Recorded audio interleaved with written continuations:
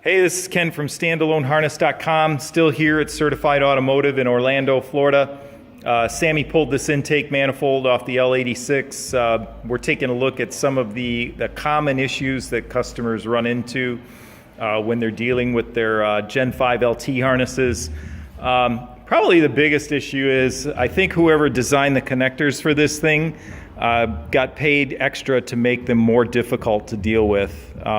As somebody that works with them day in and day out, I find them very frustrating to unplug.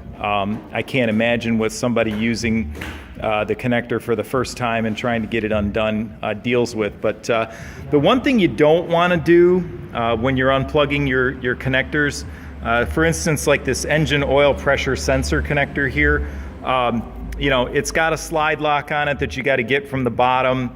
You got to push the tab in just the right way to get this thing loose and off of the sensor.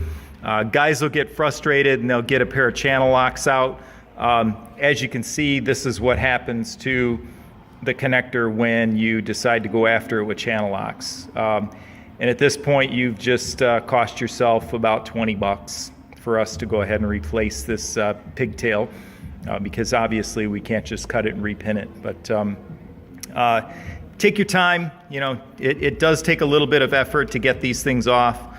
Generally speaking, they have the red slide lock on here, which of course will battle me. I've slid the lock back. And then some of the switches or some of the connectors have an exposed tab that you can push on right there and walk the connector back. Others, you actually have to slide the secondary lock back and then push down on the lock itself. I'll see if I can find one of those in a subsequent video to show you. But take your time, don't mangle them, keep the channel locks in the box, and everything will be fine.